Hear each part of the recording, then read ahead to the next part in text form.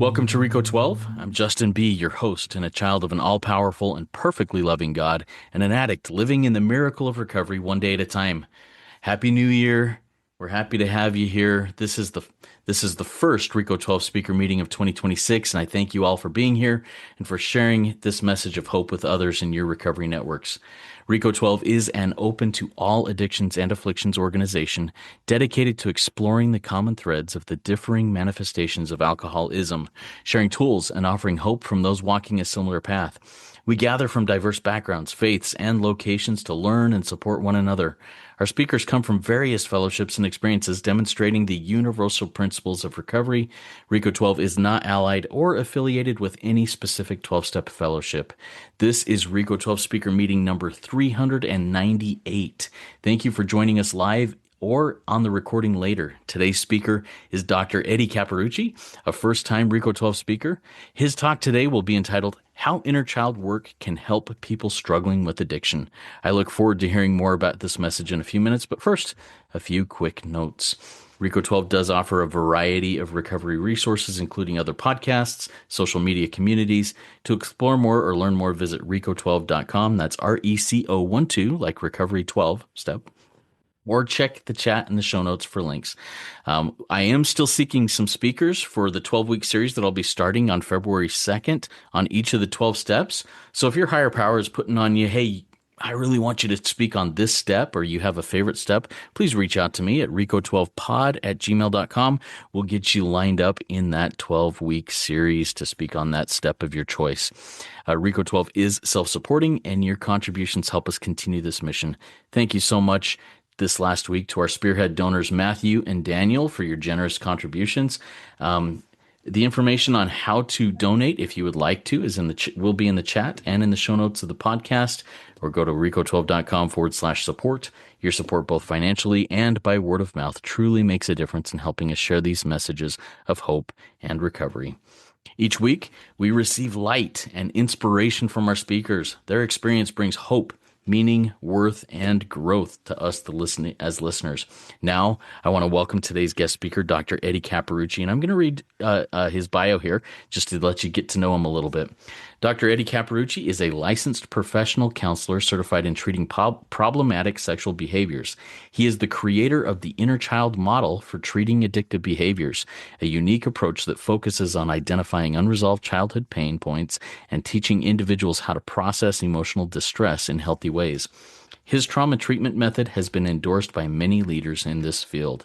He sits on the board of Christian Sex Addiction Specialists International, an organization committed to training and certifying clinicians, pastors, coaches, lay leaders, group facilitators, and others to work with sex addicts, partners, and their families from a Christian perspective. He is the host of the podcast, Getting to the Other Side, which helps couples navigate the road of betrayal, trauma, and healing. He is the author of 6 books, including Going Deeper, How the Inner Child Impacts Your Sexual Addiction, and Why Men Struggle to Love, Overcoming Relational Blind Spots. His latest book is Going Deeper for Betrayed Partners, Discovering Healing Through Your Inner Child. Take it away, Eddie. The floor is yours. Thank you, Justin. It is wonderful to be here, and I'm so glad to be surrounded by you people. It is an honor right now. I'm not going to be talking about sex addiction today. I'm going to be talking about addictions in general. And the reason for that is, one, I've worked with substance addictions in the past when I was going through my training back 15 years ago to become an LPC. Also, one of the books, I've written 6. One of the books I've written, it was in conjunction with a peer of mine who is the director of the Center for Addiction Treatment in London. And we wrote the book Going Deeper, How the Inner Child Impacts Addiction. And what we did was we looked at how this model affects people, who deal with all types of addictions, including alcohol and drugs. Let me just tell you a little bit about myself first, okay? I struggled with my own addiction when I was younger. When I was 5 years old, my father died suddenly of a heart attack. My mother had a nervous breakdown. The night he died, And I was sleeping, of course. Her sisters came and they took each of us. There were four kids. I was number three in that line. And they took us so we could be away from what was going on. Well, the aunt that came and picked me up, I didn't know her. I didn't really know her. I didn't know her husband or their children.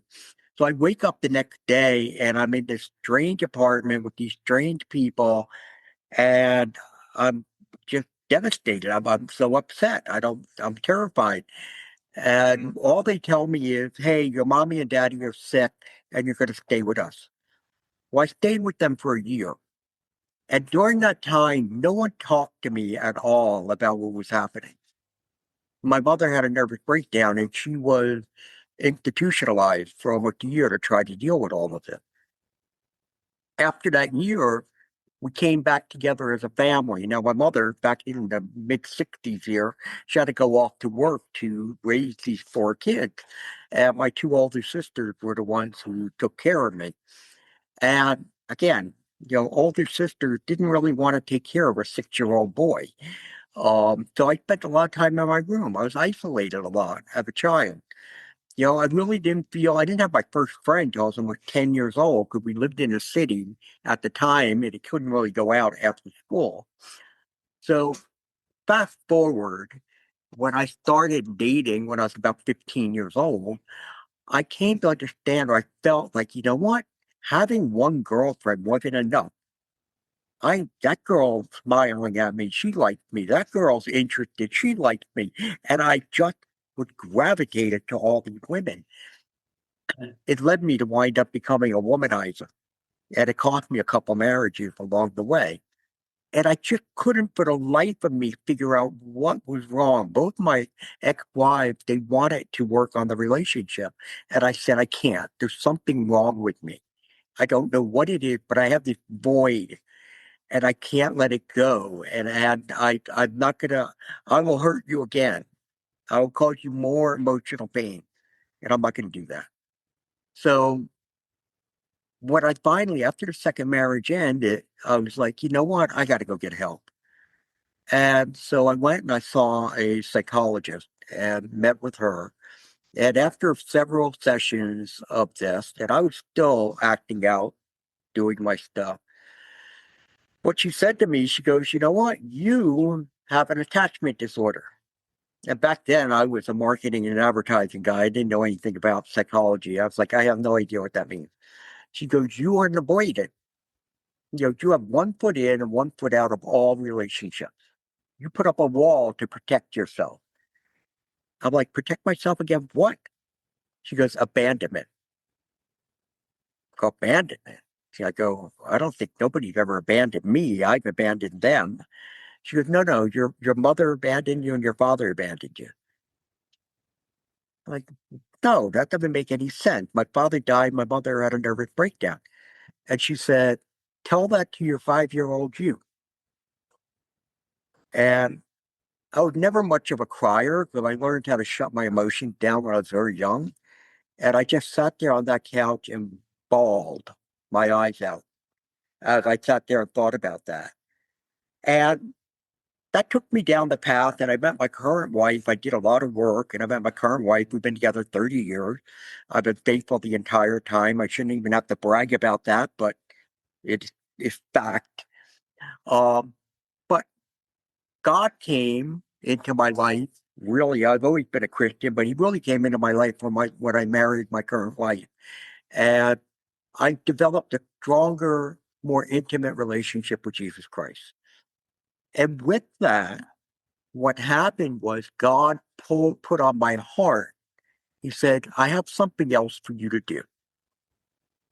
And I'm like, well, what's that mean? I like what I do in my career. I'm, pretty successful. Like, no, no, no, you're going to be a Christian counselor. I'm like, I don't even know what a Christian counselor is. I don't understand what you're talking about. And so I did my research and all of that and fought him for a couple of years. I'm ashamed to admit, but I did fight him. My wife laughed the entire time watching because she knew who was going to win. And finally, gave in and I went back to school, got another master's degree, did all my work to get licensed, and I became a therapist.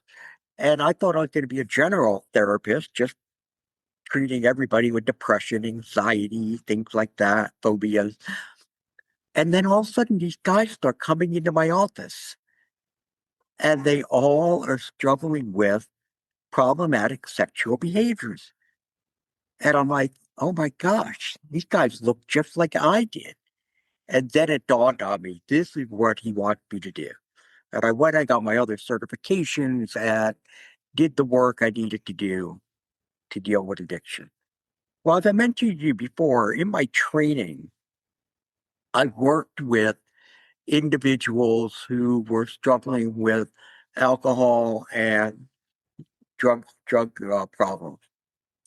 And what I came to understand there in working with all of those individuals, they all had trauma or emotional neglect in their lives, which was a major driver for why they were struggling.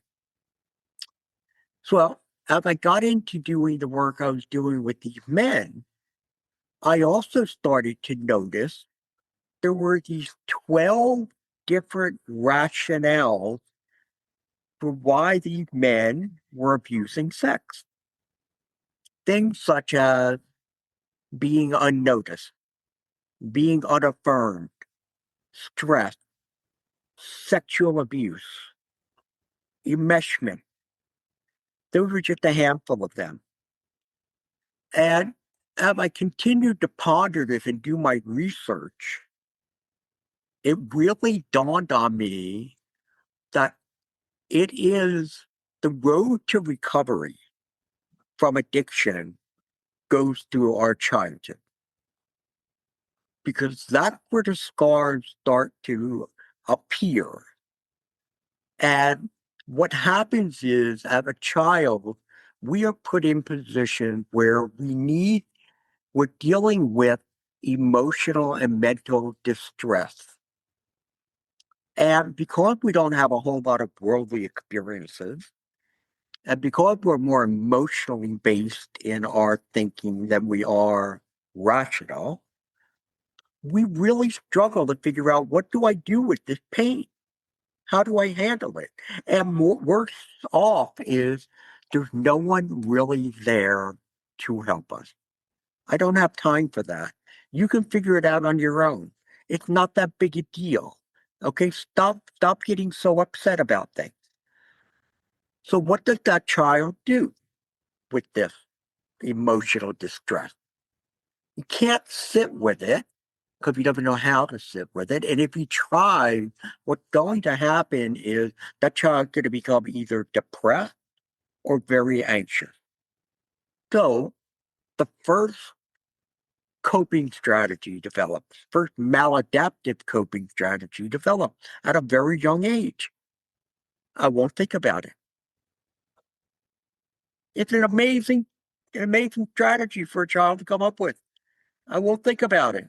But how do they go about doing that? They learn to distract themselves. Too much television, too much food, too much sugar, too much fantasy in their own head, not sexual fantasy, just fantasy. I'm important. I'm someone people want to know. I matter in life. And with this, children at a very young age, they start the process of learning to dissociate whenever they're feeling a sense of anxiousness for something.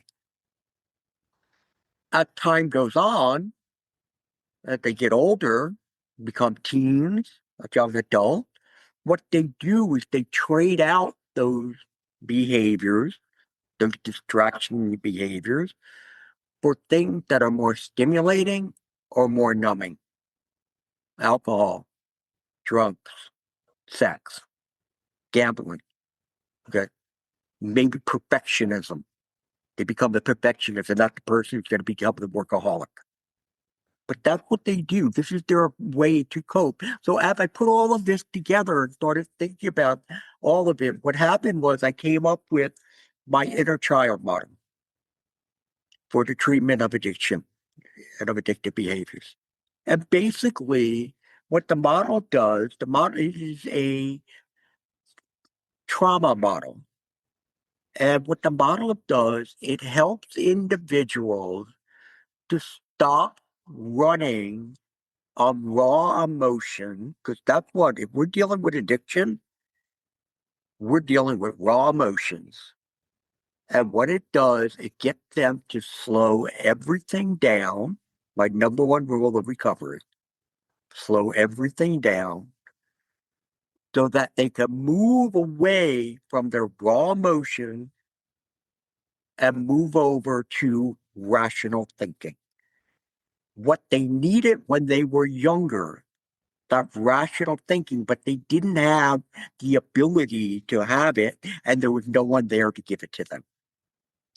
So that's what the model does. And the model consists of, I identified 12 different inner children based on what I came to believe were the most common pain points that an individual struggled with as a child and a teenager.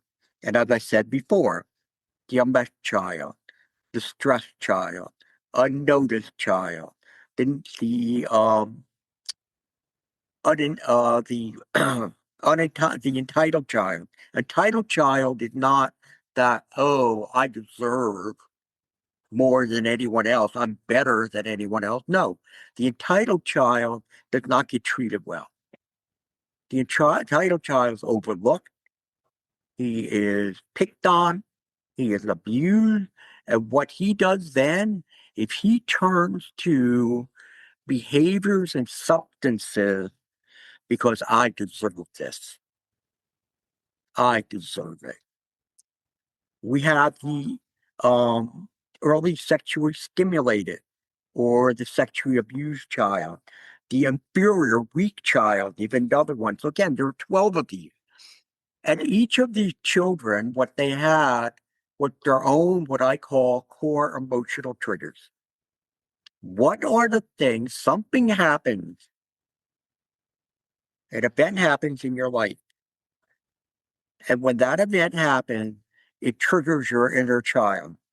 Why? Because the child's saying, I've felt this before, and it was painful. It hurt. Now, remember what the child does. The child escapes. So now what happens? People run for a bottle. They run for a needle. They run for pills. They run to place bets. They run for sex. That's what they do. So that I don't have to sit with the emotional distress. What I'm going to do is I'm going to turn away from it. So each of the children have what I call are their core emotional triggers. So let me give you an example of something. So the unaffirmed child, right? Our unaffirmed child, some of the core emotional triggers would be I'm a failure, I'm unlovable, I feel insulted, I'm a disappointment, I'm stupid. I feel inferior. I feel incompetent. I'm a mistake. If anything happens in this person's world that makes them feel one of these, that child is activated. And what they do, because they don't slow down and start to look at, okay, wait a second. Why am I feeling this way? I feel, out of sorts. I feel very stressed. But they don't slow down to do that. What they do is they just run. And what they'll do is they'll run to something that will, again, fall in line with their addictive process. What this model tries to do, attempt to do, is to teach people to stop running. And the reason we can stop running is because what's happening today, the event that has occurred, while it might feel It might feel like something from the past.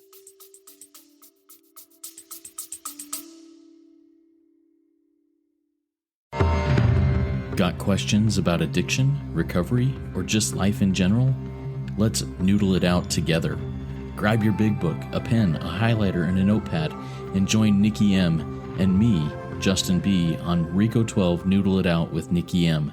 Each episode, we take real-life questions, ours, yours, and those from the recovery community, and dig deep into the big book of Alcoholics Anonymous to find real, practical solutions.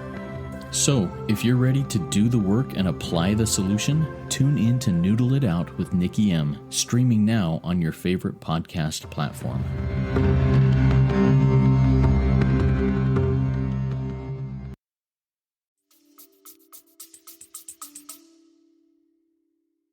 It's not the same thing.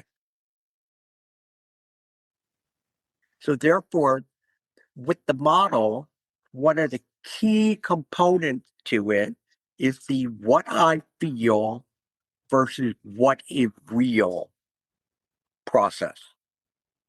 And in doing this, what people will do, an event happens. Okay, let's say your boss is very angry with you.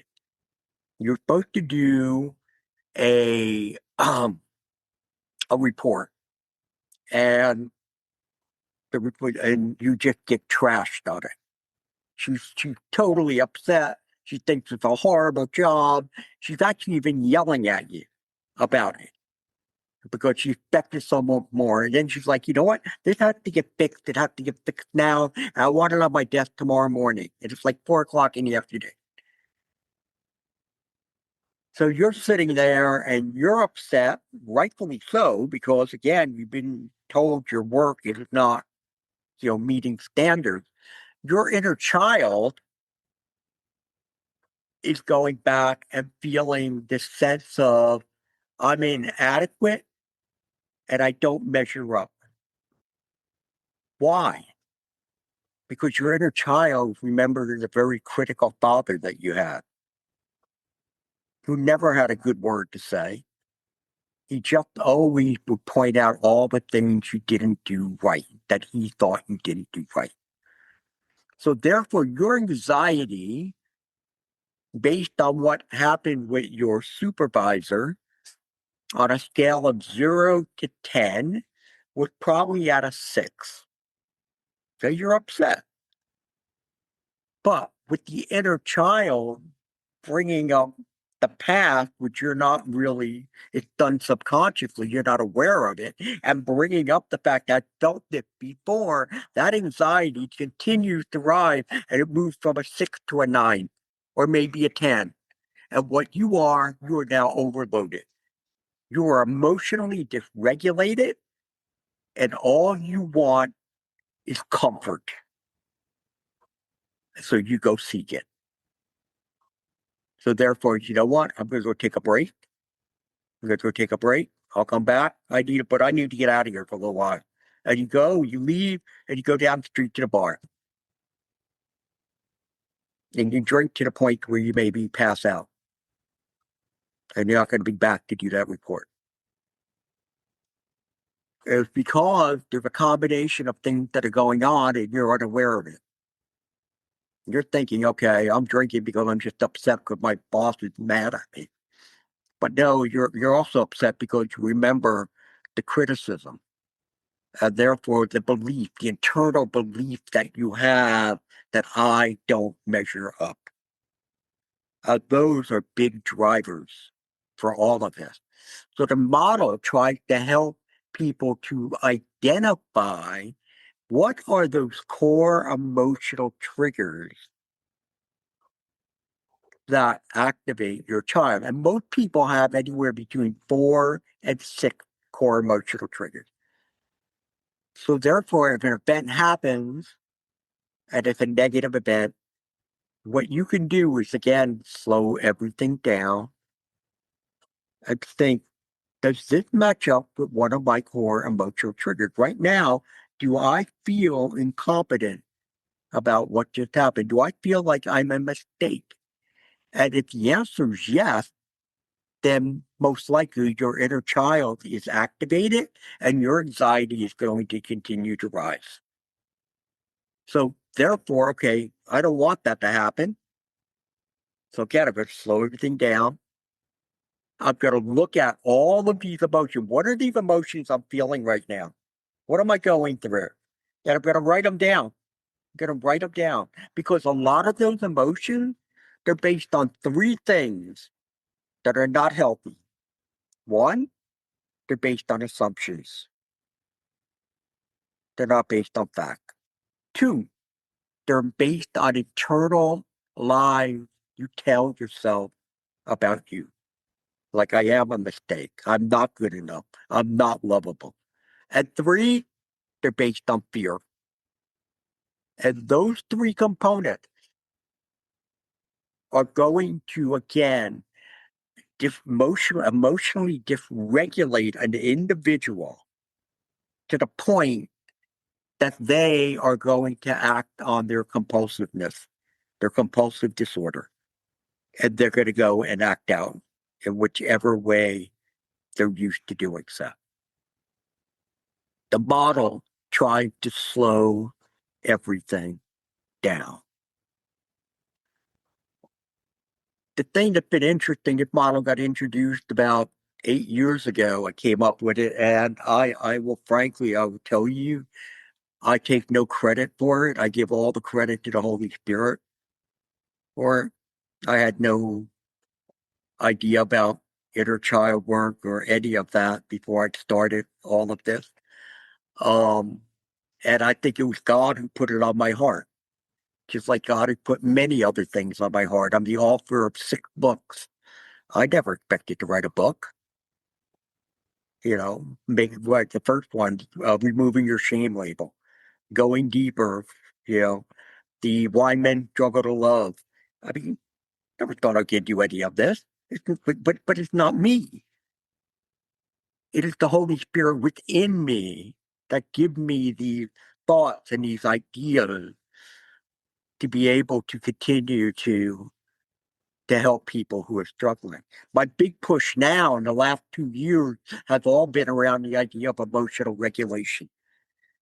Because we could send people off for inpatient treatment. We could send them off to residential treatment. We could put them in counseling for years. We could put them in groups. But if we don't teach them how to emotionally regulate, it doesn't matter. Why? Because they can't implement.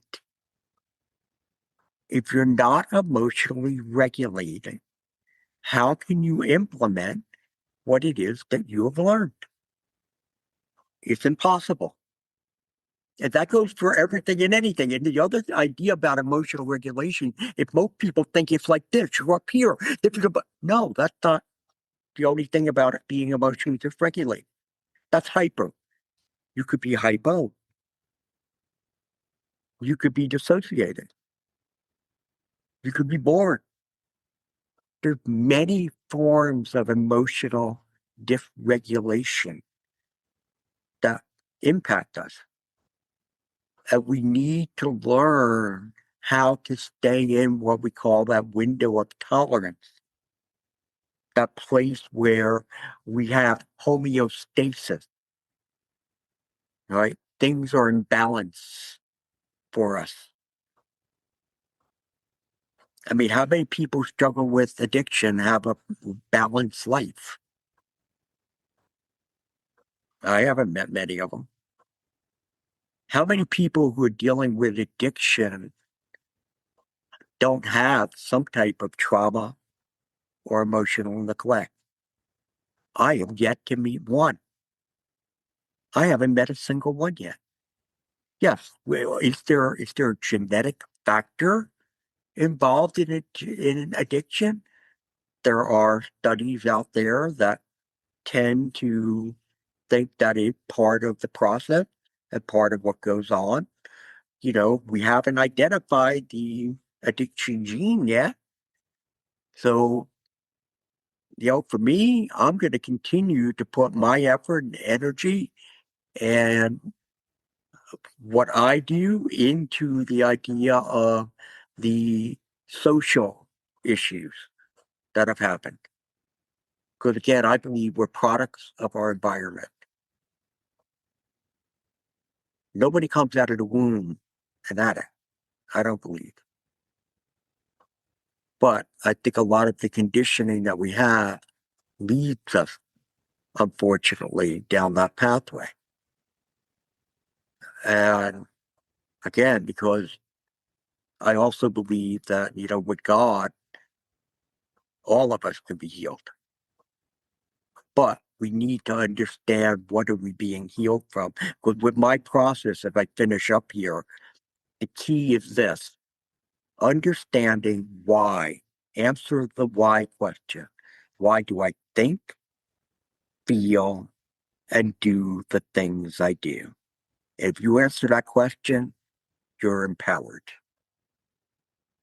That's what I got for you, Justin. Awesome. Thank you so much, Eddie. Such good stuff and things to be thinking of. I've written down several questions to ask you, and I've got the question out here to our live audience. If you in the live audience would like to ask Eddie a question, please type it in the chat. If you'd like to remain anonymous or don't want me to read your first name, send me a direct message or put anonymous please in it, and I will get to that question as we go along. Eddie, I'd like to start off a little bit and go back into your history there. Um, what were you doing before God moved on you and said, "Hey, you need to become a counselor"? What were you doing before? And you're like, "I'm successful. I don't need to make any I changes." was I was in the marketing and advertising world.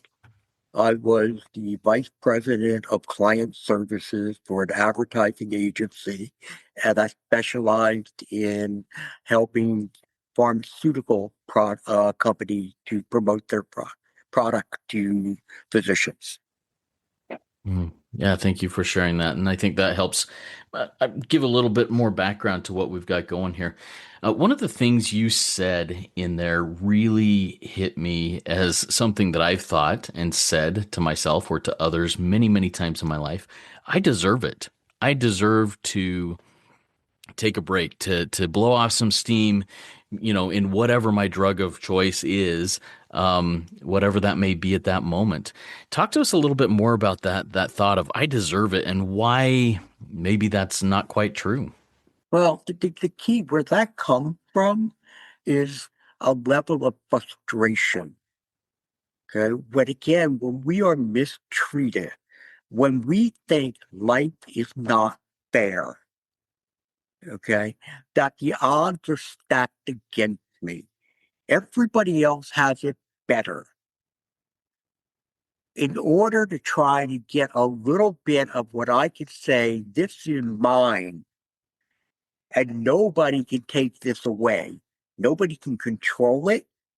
Nobody can manipulate it. Nobody, and that's what we'll say, you know what? I'm going to go and do that because I deserve it. And therefore, again, maybe what it's going to be is I'm going to go eat that entire chocolate cake. It happens, okay, for people who have eating, addictions and disorders, or I'm going to go to that massage parlor, even though I'm married, or I'm going to go to the liquor store and get myself a pint as well as 2 6-pack because I deserve it. The problem with it, of course, is the idea is fueled in anger. And what is really that anger, what that anger really about is hurt. So you always, that's why I called the book Going Deeper, because you always have to go deeper. All right. You can't stop at the initial emotion that I feel. I'm angry, I'm pissed. What do you really feel? I feel cheated. What do you really feel? I feel unloved. I feel unnoticed. I feel unwanted. Ah, now we're there. And when you start to deal with those emotions and you start to feel those and experience those and grieve them, then guess what? You don't need everything else.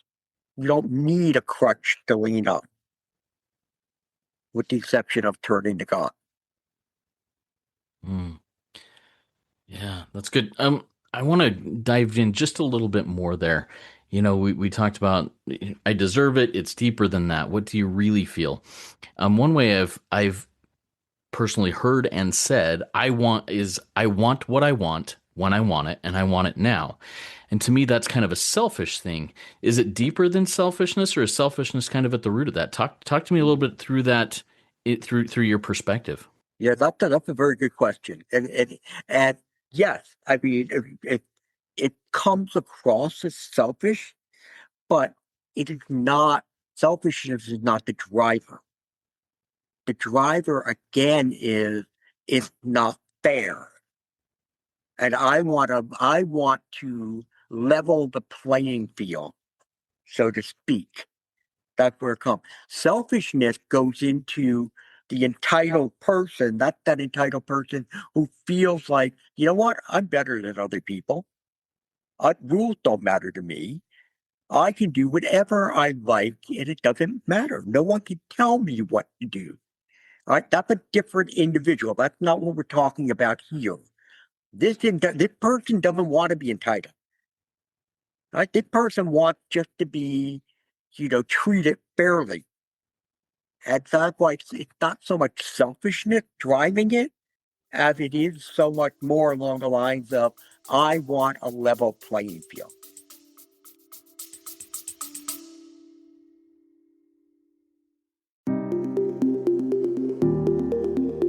Hey, Spearheads, if you're looking to dive deeper into the big book of Alcoholics Anonymous with people who live the solution, then you won't want to miss RICO 12 Big Book Roundtable.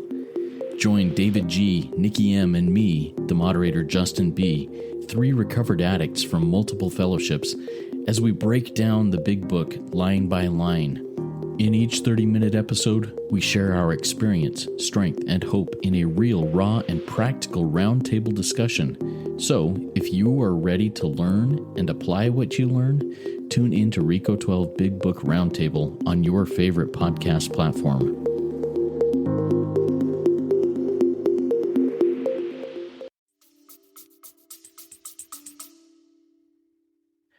Yeah, thank you for that. That helps clarify a few things in my mind.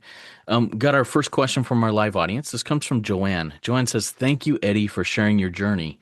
What are your thoughts on the partners of addicts, for example, the S-anonics and Al-anonics, and what their inner child work or triggers are?"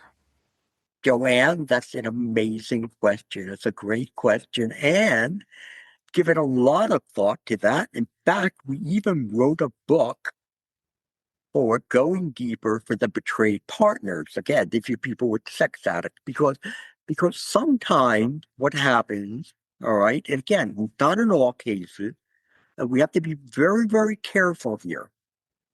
We have to be very careful with this conversation that we're going to have, because the last thing we want to do is give a partner the sense or the idea that they're to blame, that they played a role in any of this.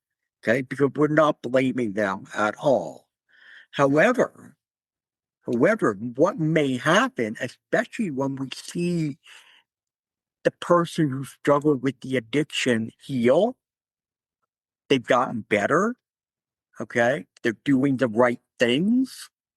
They've changed. They're transforming. They're allowing God to put them back on that pathway of sanctification and to try to become more Christ-like.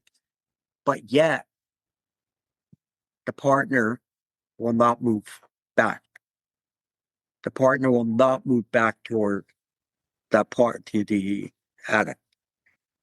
That is where, in most cases, through the work that my wife and I have done with the partners, is that we found that there is past trauma or neglect in their lives that have had their inner child saying, no, no, no, no, no, we're not moving back there. Okay? No, no, no, we are not going to be a stupid girl and I give him another chance. We're not going to be a stupid boy and give her another chance. And so therefore, those partners need to be able to go back and look at their wound, because what's happened is their past wounds have exacerbated the problem now and have magnified it. And what we need to do is be able to separate the two worlds, to let them go back and grieve some of that past pain that they've had, and then be able to come and to be able to judge the partner based on the wrong that the partner caused, not the wrong the partner caused, plus the wrong of other people. So hopefully that answers your question. Mm. But Thank you for again, going. Go ahead. it is a very delicate subject, and we do need to be very, very cautious about how we bring that up to partners. Yeah. Thank you, Eddie. I appreciate the delicacy and the carefulness with that, but also the um, information, the great information you shared. Have another question for this. Is from an anonymous attendee of this meeting. This person says, "Thank you for your inspirational speech. My question is, what did your life look like during the time you had the inner battle going back to school and becoming a Christian therapist? Did not that listening to that inner calling cause you negative consequences?" That's great. That is a great question. It caught me major. Well, let's put it this way. Let's start with again when I heard the voice and I wasn't listening. Okay, because I was like, no, no, no, no, this is wrong. This is wrong. This isn't the deal I made with you, God. Okay, the deal I made was I'm going to get closer to you. We're going to have a stronger relationship, but you're not going to ask anything of me. So it goes to show you that my relationship with God wasn't as strong as I thought it was, because here I am trying to make it my will. That was painful in the sense that here it was, I knew there was something I needed to do. There was this call that was being given to me, which I didn't even know what the call was. At first I thought maybe I was going back to seminary. But then I'm like, that can't be possible because I butcher the English language. I can't imagine Hebrew and Greek. It could never happen. But anyway, I regress. Um, so therefore there was the pain there. But once I did say I surrender, I am going to move away from the full-time job, moving away from that. Fortunately, my wife had a good job, so we were able to do that. Plus, I picked up some consulting work. So it wasn't like, oh, I was, this guy who was trying to, scratch out a way of living. That was not the case at all. I was very blessed along the way, but there was a sacrifice involved, because here I am, I'm like, you know, 48 years old, and I'm going back to school again. And it was like, am I even going to be able to study? Am I going to be able to master this stuff?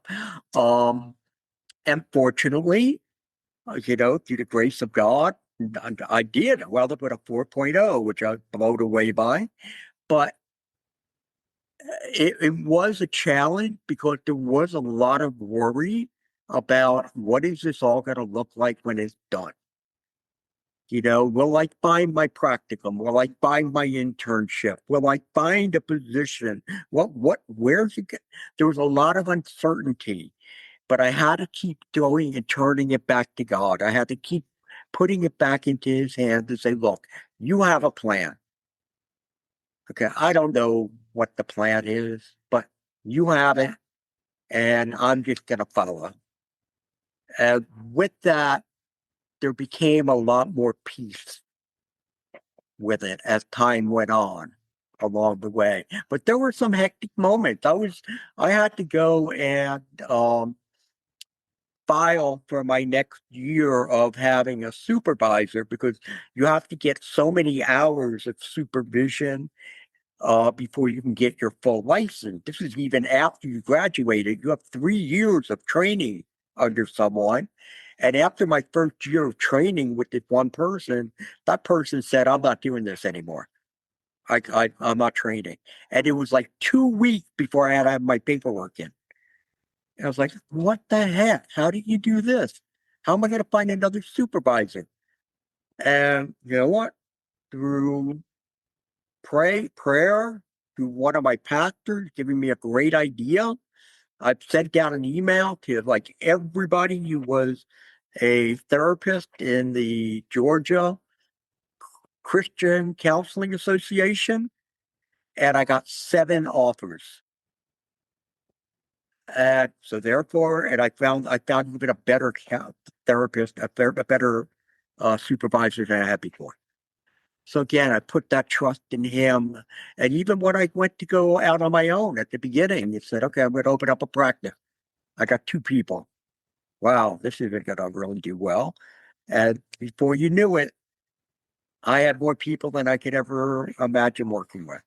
So it was a wonderful education for me in the fact that it really confirmed that if God calling you to do something, that you know what, you can abide and move forward with what you need to do. Hmm. Thank you for sharing that experience. It's good stuff, Eddie. I have this question, and I'm going to piggyback on a question that one of our live audience members, David, asks. So, for Rico 12, in our audience, virtually all, if not all, of our listeners and participants are 12 steppers. Tell me a little bit about your experience with 12 step and how you feel that may work into this, whether it be from the addiction side, alcoholic side, or whether it be from the anon side.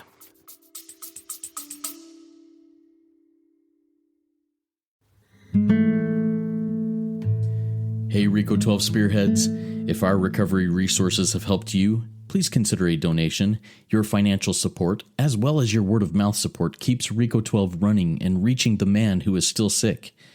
Donate today at rico12.com/support or check the show notes for PayPal and Venmo links. Every contribution helps carry the message. Thanks for being a Rico 12 Spearhead.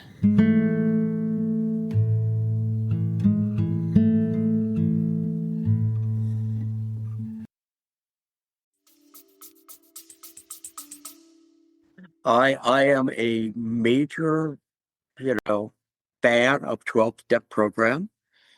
Almost probably 95% of my clients do 12 steps. Again, I go back to what I said at the very end. My approach to therapy is about insight. I want my client to gain as much insight about themselves and what drives them to think, feel, and do what they do. I can't think of, other than my inner child work, I can't think of a better way for people to gain insight than in doing the 12-step work. Because if you go through the process, what are you doing? You're sitting there and you're basically looking at your life. Okay, you got this entire picture of what has happened to me. The good, the bad, the ugly. It is all here. And with all of this knowledge, what do we gain? We gain the ability to make changes, to make substantial, life-lasting changes. So for me, as I said, I'm a big advocate of 12-step work. I think it's necessary for people to do. And, I strongly encourage everybody to be part of it. Thank you for sharing that. Next question sounds like it's from a professional to a professional. It's way over my head. So I'm going to read it and you tell me what it means and maybe educate us a little bit. This is from Francis. Francis asks, how does your concept connect with Erickson's framework of human development and the various crisis stages? Ah, that is a very good question there. It does. I mean, again, look at what there's 8 stages that Erickson had in development, or human development. And we look at the early stages that are there. It is so critical because that is where a child learns to become an emotional being, right? In those early stages. Unfortunately, especially when we're talking about addiction, right? That work is not being done. There is no one there guiding this child through to teach them how to attune to other people, how to identify and name emotions, which is important, how to connect and feel a sense of safety, how to have a sense of autonomy. So therefore, a child, and which also brings safety, because again, a child could turn away from a parent, but yet know if I turn back, that parent is still there. So I feel secure. I feel safe. Okay. These are all things that a child needs to be taught in order to be a person who can engage in healthy relationship moving forward. Unfortunately, for many who wind up ultimately succumbing to addictive substances or behaviors, that component in the early stages of development, those actual components are not there. They're not cultivated. They're not fed. There's no one investing in that for the child. And in fact, what you see in many cases, for instance, is environment where emotions are studied. They're like, you know what? Shunned. I'm sorry, shunned. No, we don't feel this stuff here. No, we don't share this stuff here. Keep that to yourself. All right. This is all about let's just do. You have that to do. I have this to do. You do this and do it right. It comes with a cost because just like I said for myself, you know, like I said, didn't have my first friend until I was almost 10. I learned to shut off emotions because there was nobody there to listen to them. And so therefore, if I kept trying, if I would have kept trying to share, I would have kept just getting more and more disappointed. So why bother? Well, the only way I could stop is you got to stop feeling. I don't have to feel. I have nothing to feel now. So therefore, I have nothing to say to anybody. It makes perfect sense, but it's also very, very sad because if you don't feel, that's where that void comes in. You have that void. Yeah. And for me, God filled that void at some point, and that's what saved me. Mm. Yeah, and I think that's a very powerful concept, and it's 12-step. It's Christian counseling. It's. I think it's eternal principles of something greater than me has to fill that void, and I have to choose to allow that to happen. On that note, there's one thing that you said that I just want to. We'll start wrapping up here in a minute, but Okay. you talked about um, one of the goals of what you do in this work is try and get the person to slow down when activated. As you're very aware, someone who is truly an addict, that moment of can I slow down? Should I slow down or should I just run? Is as fast as a snap of a finger. What's a strategy that will help us in that process to just pause and take a breath when activated? Right. That's again another wonderful question, because if you wait till you get in the trenches to do it, you're gonna fail. Okay. If I'm just gonna say to myself, well, I just told my client, hey, you know what? Whenever you get those urges or whatever, just slow down. Like, yeah, I'm talking to the wall. You can't, because again, it goes back to the idea of emotional regulation. So therefore, that's why there's a lot of emphasis and focus with me, with my client, on teaching them to emotionally regulate. I went through and did research, and I found what I think are 20 most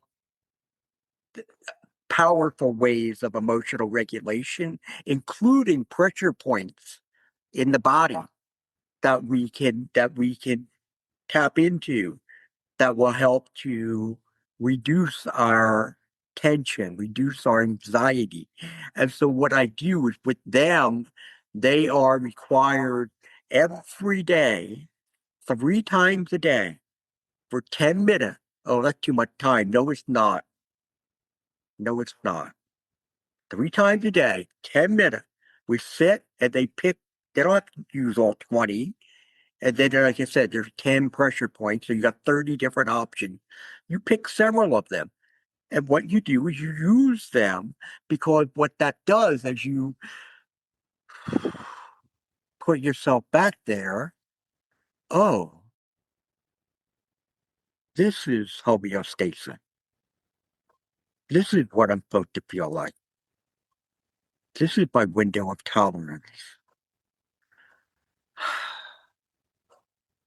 And so therefore, when they start to, because you keep doing that every day, is that part of your routine?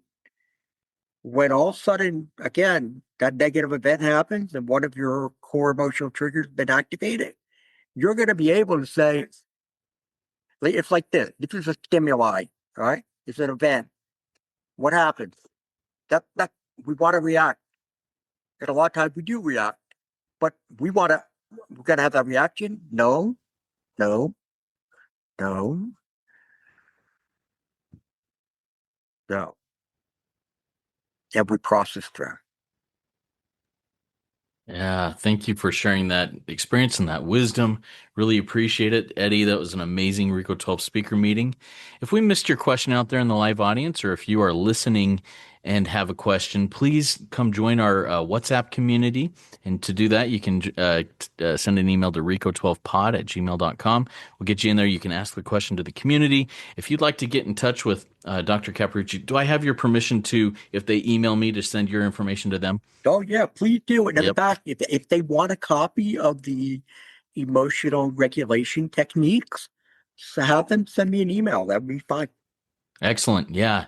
So reach out to me. I'll get you connected with Dr. Eddie Capparucci to get those things. And yeah, please consider rating and reviewing this podcast on Apple Podcast or Spotify. It's a powerful way to work step 12 and share recovery with others. Come back next week for another great speaker and Q&A session with Harvey E. from Toronto. And he's been a speaker on this a couple times before, and I'm grateful to have him back next week. Once again, we continue to schedule out, starting in February, the first week of February, we're going to do a 12-week a series on each of the 12 steps. If you have one of those steps that just rings out to you and you want to share in a similar manner to what Eddie did today, please reach out to me. We'll get you lined up to do a step. All right. Let's close out of here. Dr. Capparucci will launch us out of here with a prayer from Dr. Joyce Meyer, and then we'll get launched out. Yeah, this is a prayer that I really enjoyed, that I saw from her, one of her shows. Said, God, I know you can help me overcome this addiction. And I'm so thankful, because I want to be free. Every time I come to you, I win another battle. Help me remember what your word says. You will never leave me or forsake me, and you love me no matter what. Thank you, Lord, for showing me who I am in you. Amen. Amen. Everybody, remember, there is one who has all power. That one is God. May you find God now. Keep coming back, and when you do, come all the way in, sit all the way down. Let's trudge this road of happy destiny together. Work it. You are worth it. It ain't about the body, it ain't about the skin. It's the lie that whisper you'll be whole if you give in. It's the high before the hollow, the click before the fall. It's the ache that never satisfies no matter what you saw. They told me it was natural, just boys being boys, but I was choking down poison dressed up like a choice. And now I'm calling it by name, no more hiding in the fog. It ain't just porn I'm fighting, it's the God I made of want. Porn of problem, lust is the thief, selling us heaven and leaving us grief. I wanted to love, but I learned how to crave. Now I'm digging through ashes and calling it brave. She ain't an object and I ain't a king. Porn is the problem, not just a thing.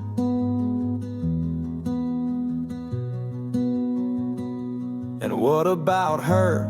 Yeah, the other side. The girl who learned early she was worth what she supplied. She didn't want to be seen, she wanted to be wanted. Now she's starved for attention and Instagram haunted. It's the hunger to be lusted, mistaken for love. And both sides end up empty, beneath and above. Two mirrors cracked, reflecting shame, chasing validation instead of names.